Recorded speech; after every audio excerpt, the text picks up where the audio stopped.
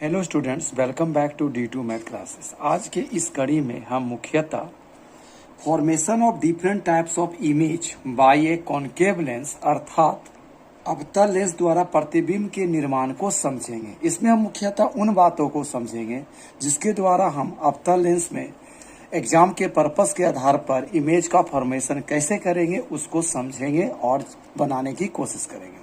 चलिए इसकी मुख्य बातों को सबसे पहले समझने का कोशिश करते हैं। तो सबसे पहले अवतल लेंस में अगर हमको इमेज बनाना है तो इसमें ये जानना चाहिए कि हमारा क्या है, अवतल लेंस है। और इसे हम लोग क्या कहते हैं, प्रिंसिपल एक्सिस अर्थात मुख्य अक्ष कहते हैं। इसमें ये जो पॉइंट होता है हमारा ओ से इंडिकेट करते हैं, ये हमारा प्रकाशीय केंद्र यानी ऑप्टिकल सेंटर होता है। इसके बाईं ओर एक पॉइंट होता है F1 जिसे प्रथम फोकस करते हैं, और इसके दाईं ओर दूसरा पॉइंट होता है F2 जिसे हम दूसरा फोकस कहते हैं। ठीक है, तो जब कोई रे इस प्रिंसिपल एक्सिस अर्थात मुख्य अक्ष के समानांतर यानी पैरेलल होकर जाता है तो वो हमेशा क्या होगा, F1 से होकर गुजरता हुआ प्रतीत होगा। अर्थात जब भी हम कोई रे जो होगा इस प्रिंसिपल एक्सिस के पैरेलल लेंगे तो उसे हम कहाँ से दिखाता हुआ दिखाएंगे, वो किससे गुजरता हुआ प्रतीत हो रहा, F1 से गुजरता हुआ प्रतीत हो रहा। यानी ये रे क्या होगा, ये आफ्टर रिफ्रैक्शन यानी अपवर्तन के बाद ये बाहर निकल जाएगा, लेकिन इसको हम कहाँ से मिलाएंगे, F1 से ज्वाइन करेंगे।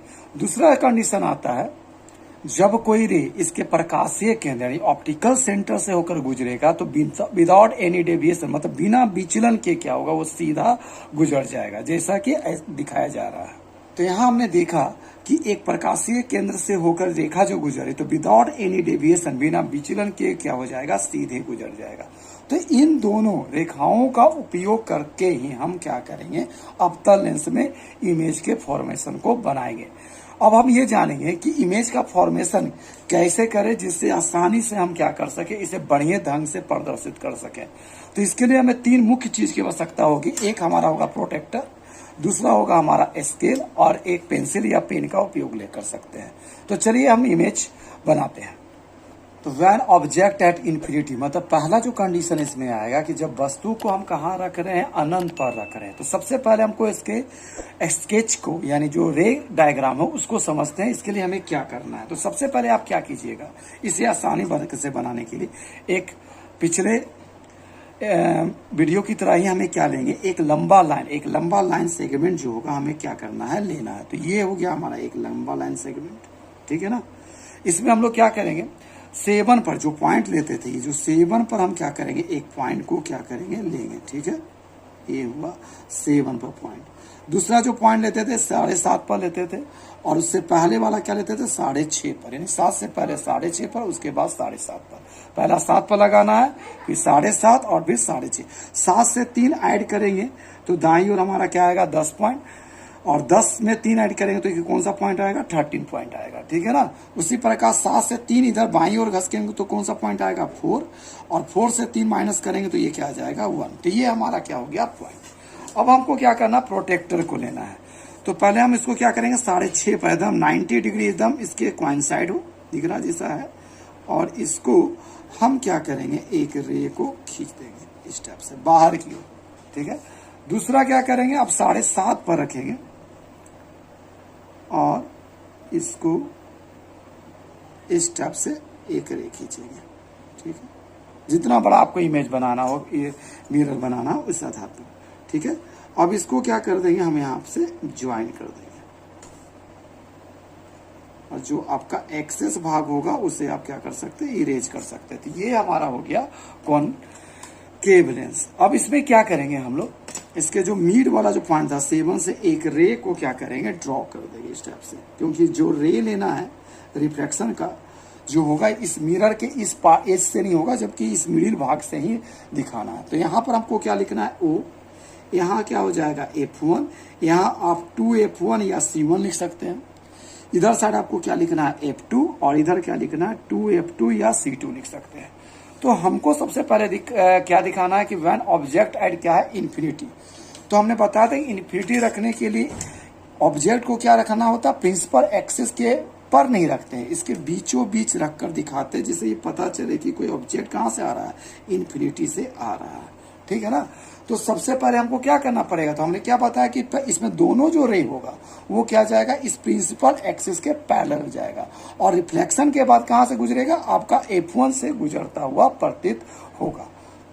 तो जैसे हमने देखा कि ये रे जो है प्रिंसिपल एक्सिस के पैरेलल किया, तो यहां से रिप्लेस को कहां ले जाना है, एकदम मिड पॉइंट का जो लाइन हमने खींचा वहां तक लेके जाना।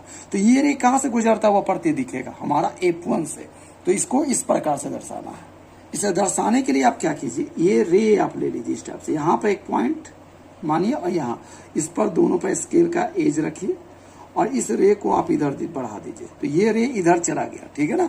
और इस रे को पीछे की ओर क्या कीजिए, आप प्रोड्यूस कीजिए, ठीक है, इस टाइप से।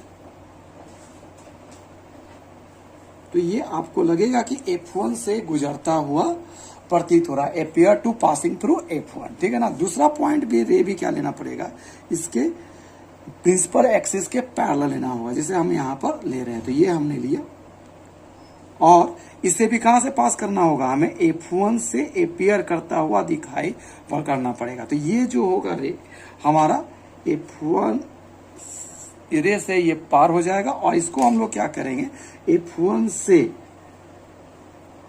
गुजरता हुआ प्रदर्शित करेगा। तो ये जो दोनों रे था एक दूसरे को क्या, ये रे गया, ये भी पार हो गया, रिफ्लेक्ट कर गया और ये अपियर हुआ कि F1 से क्या हो रहा है, मिल रहा है।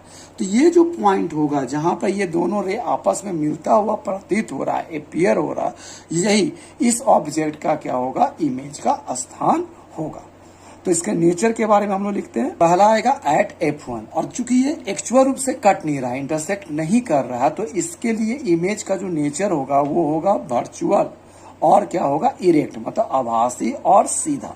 और इसका जो थर्ड पॉइंट आएगा वो क्या होगा, ऑब्जेक्ट्स की तुलना में जो इमेज होगा वो बहुत ही छोटा होगा, यानी जो इमेज जो होगा हाईली डिमिनिश्ड इन साइज होगा, अर्थात वस्तु से क्या होगा, बहुत ही छोटा होगा, ठीक है। अब जो इसका दूसरा जो केस है, तो इसमें दूसरा जो केस आता है कि जब ऑब्जेक्ट जो है ऑप्टिकल सेंटर और इन्फिनिटी अर्थात प्रकाशीय केंद्र और अनंत के बीच हो, यही दो कंडीशन जो होता है इस कॉन्केव लेंस में आता है, जिसमें ये जो पोजीशन केस 2 है वो बहुत ही इंपॉर्टेंट है, जो अक्सर ही एग्जाम में पूछे जाते हैं।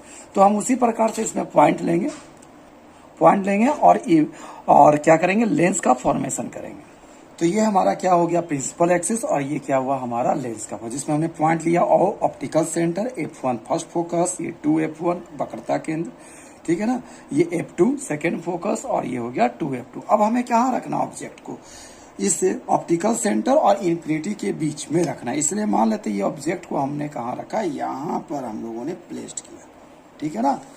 तो हमको सबसे पहला रे क्या करना पड़ेगा, इस प्रिंसिपल एक्सिस के पैरेलल लेना पड़ेगा, जो किससे पास होता हुआ दिखेगा, F1 से पास होता हुआ अपियर होगा। तो यहाँ जो रे हुआ वो प्रिंसिपल एक्सिस के क्या हुआ, पैरेलल गया और क्या हो गया, ये बाहर निकल गया आफ्टर रिफ्लेक्शन, यानी अपवर्तन के बाद, और ये दिख कहाँ रहा, F1 से पास करता हुआ अपियर हो रहा। अब दूसरा जो रे लेना पड़ेगा वो किससे जाएगा, वो हमारा ऑप्टिकल सेंटर से होकर गुजरेगा। तो ये जो दूसरा रे है वो हमारा कहां से गया, ऑप्टिकल सेंटर से गुजरा और उसी से क्या हो गया, पास कर गया। तो ये दोनों रे, ये दिख रहा है F से जो होने वाला रे और ऑप्टिकल से होकर जाने वाला रे एक दूसरे को इस पॉइंट पर क्या करते हैं, इंटरसेक्ट करते हैं।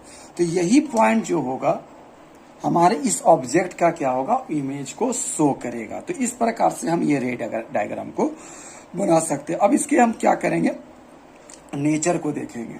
तो इसका जो पहला पॉइंट होगा, तो इमेज का जो नेचर है कहाँ पर, जो उसका सबसे पहला पोजीशन देखा जाए तो कहाँ बना, बिटवीन ऑप्टिकल सेंटर O और F1 के क्या हुआ, बीच बना, यानी प्रतिबिंब जो बनेगा प्रकाशीय केंद्र O और F1 के क्या होगा, बीच होगा। दूसरा क्या होगा, ये रे एक दूसरे को क्या कर रहा है, एक्चुअल रूप से नहीं काट रहा, दिख रहा है एक्चुअल रूप से नहीं काट रहा। तो इमेज का जो नेचर होगा वो आभासी और सीधा, यानी वर्चुअल और इरेक्ट होगा, आभासी और सीधा हुआ। अब हम तीसरा पॉइंट देखते हैं कि ऑब्जेक्ट का जो की तुलना में जो इमेज का साइज वो बहुत ही छोटा है, तो हम लिखेंगे डिमिनिश्ड इन साइज, अर्थात वस्तु से छोटा। आशा करता हूं आप इस रे डायग्राम को अच्छी तरह से समझ लिए होंगे और इसका उपयोग आप अपने एग्जाम या टेस्ट में जरूर करेंगे।